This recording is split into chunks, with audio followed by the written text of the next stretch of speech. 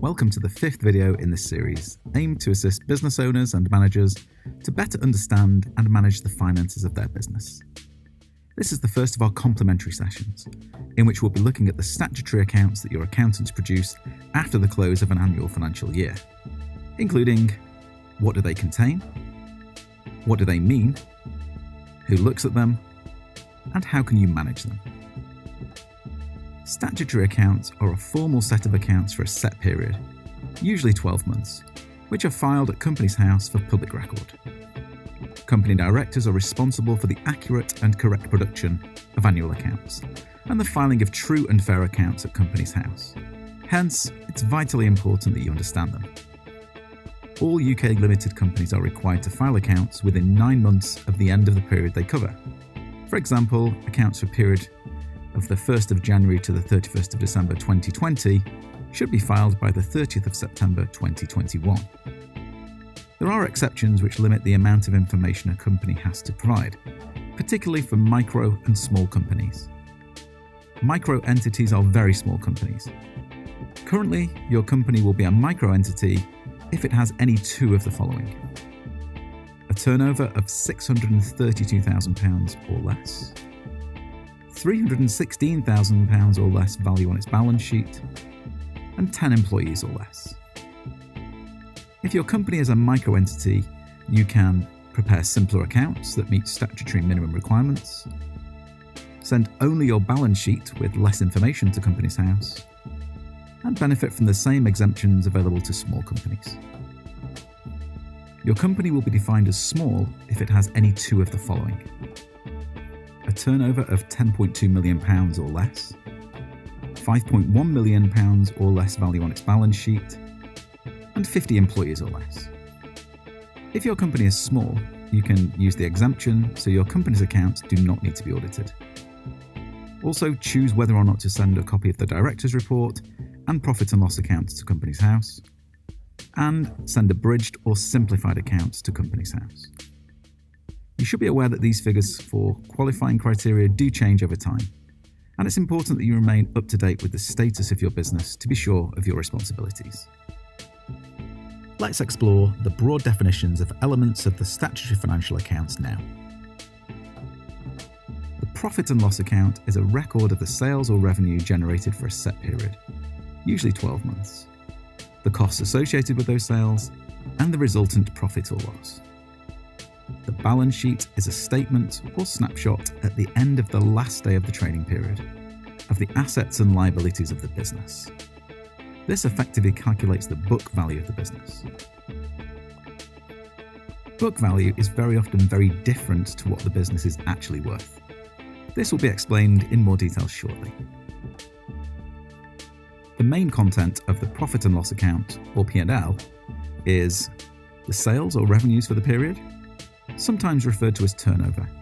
This can also include non-sales income, such as property rental, profit on sale of an asset, or government financial assistance, for example, COVID packages.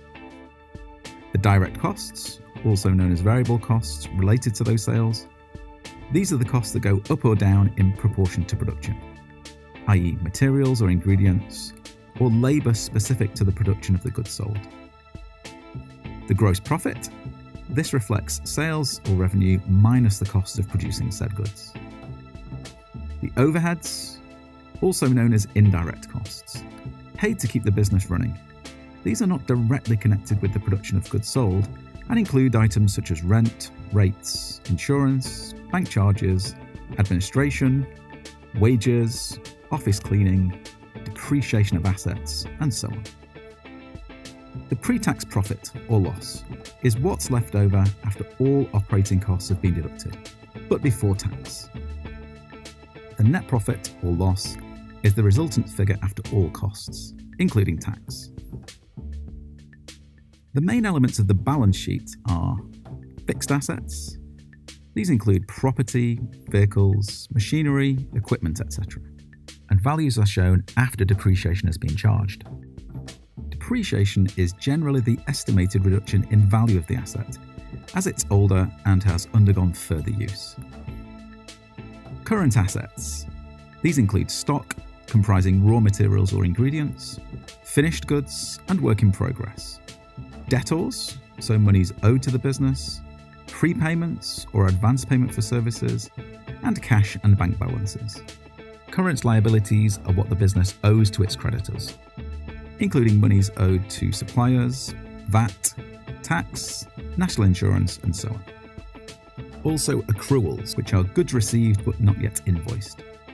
Any overdraft, invoice finance outstanding, and the next 12 months of capital repayments due on loans or asset finance. Directors' loans. These are often included here, but can be misleading, as very often there is no intention of repaying these within the next 12 months. More about this later. Long-term liabilities are loans and asset finance amounts due to be repaid in more than 12 months. The capital position. Simply put, this reflects the value of assets less the value of liabilities. This is often referred to as equity, shareholders' value, or net assets. The net book value. This is a theoretical value and not the actual value of the business. The value of a business is the amount somebody is prepared to pay you for it. There are numerous ways of calculating the value for different purposes. For example, to sell, to attract investors, or for inheritance tax purposes, and so on. Let's now consider which entities might want to look at your business accounts and why. Credit reference agencies are constantly gathering data to build up-to-date assessments of your business that they can then charge their clients for. Banks, finance companies, and credit card companies constantly need up-to-date information to assess and review the creditworthiness of your business to aid lending decisions. Suppliers may assess the risk of allowing your business any trade credit and determine the terms of trade available. Customers may want to know your financial strength and reliability and to understand if your business will still be supplying them next month or next year. Potential investors, to better understand the financial structure and any potential areas of financial risks in your business. However, this would be only one of many areas they would look at. Potential purchasers, for the same reasons as potential investors. Competitors, as part of their strategic planning.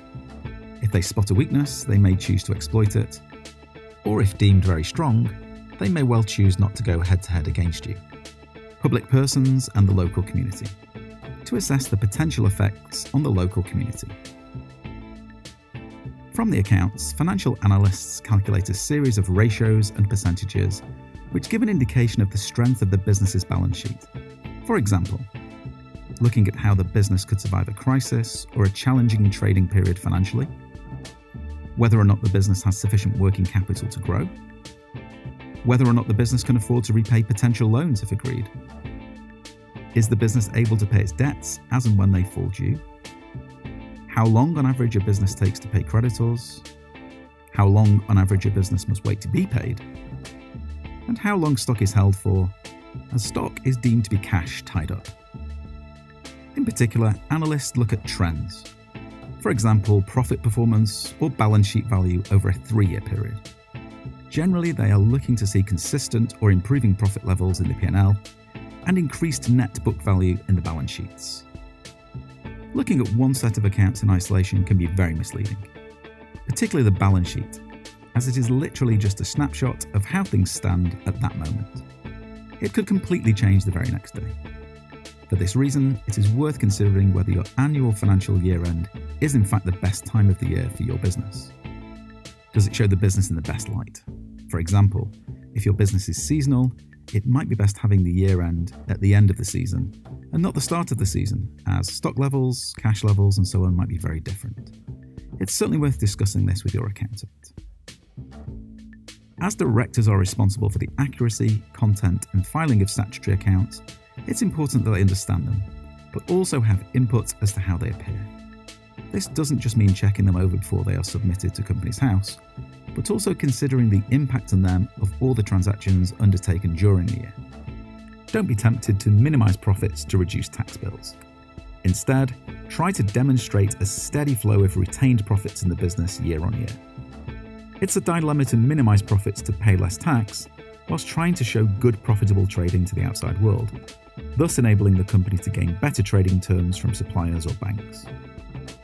An accrual-based accounting system is the most commonly used in the UK and preferred by HMRC. This way, a business records costs of sales against actual sales.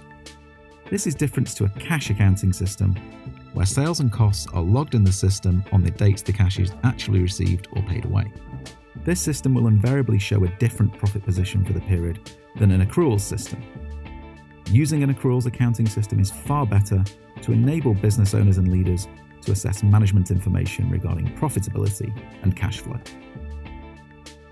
As stated earlier, the directors are responsible for the accuracy, content, and filing of the statutory accounts.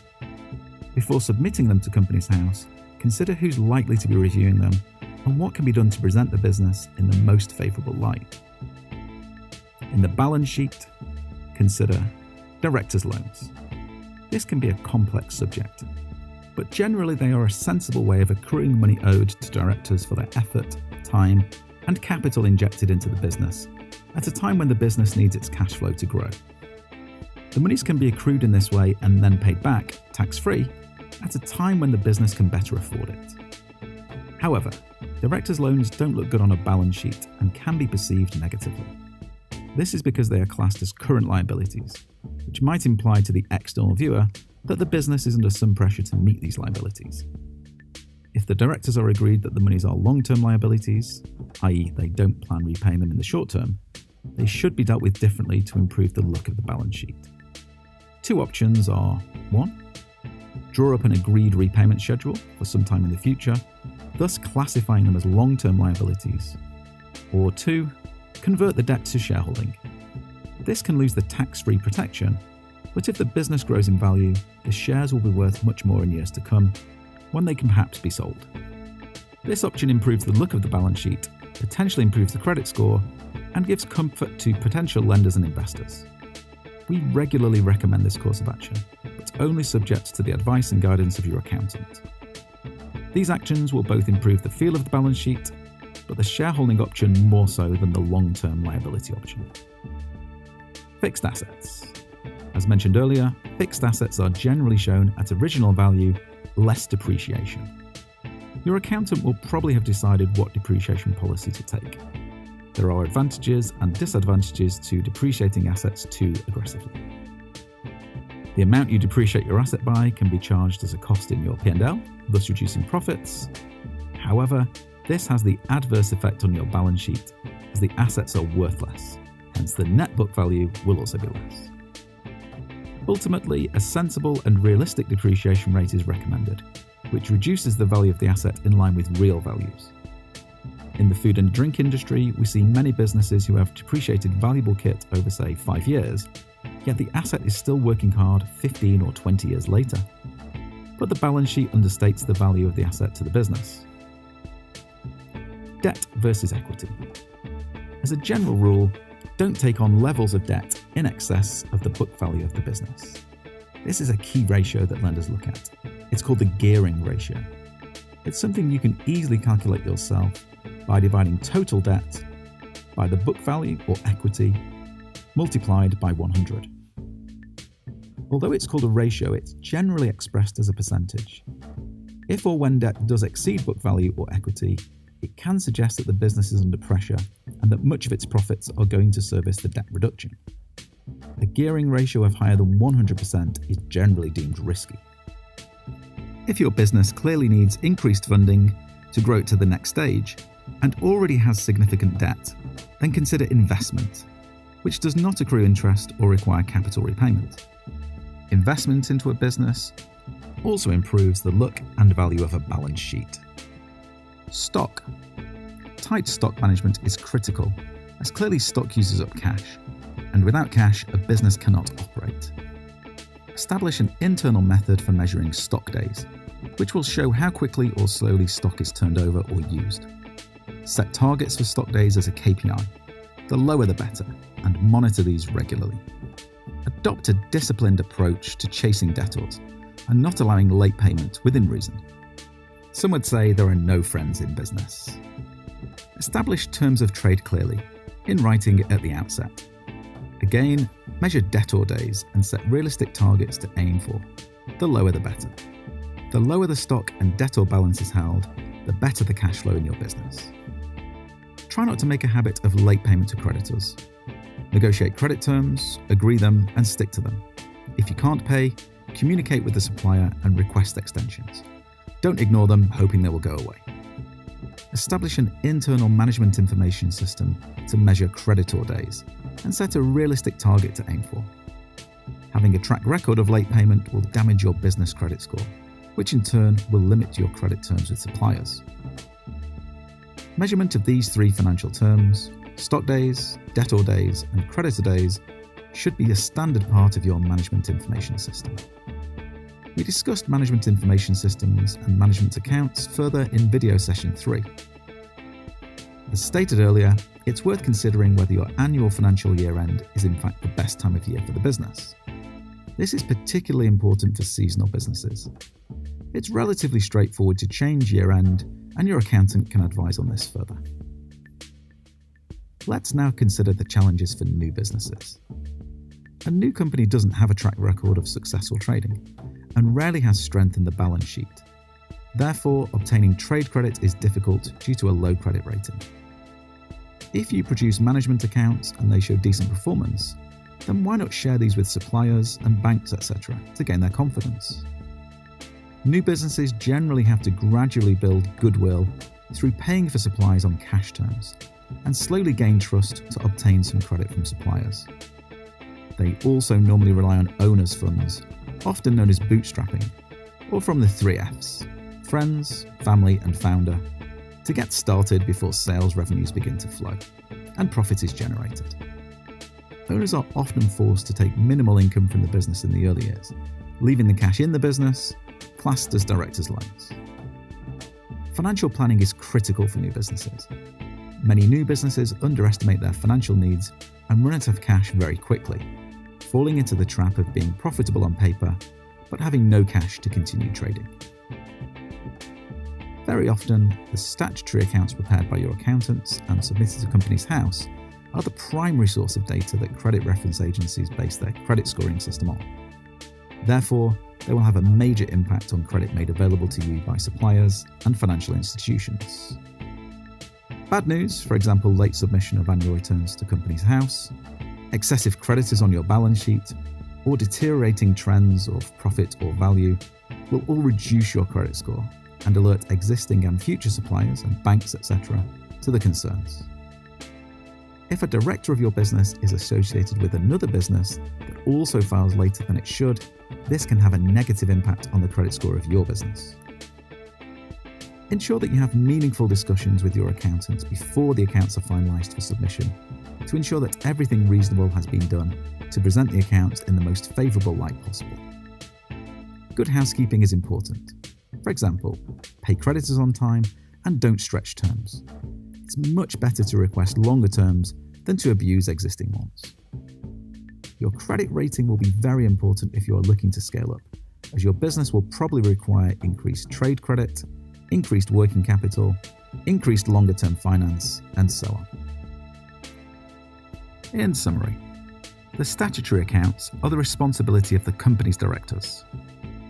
They represent the first impression of the strength of the business to potential lenders, investors, suppliers, and credit reference agencies. It's important for directors, with advice and guidance from the accountant, to manage the impression that can be perceived from these documents.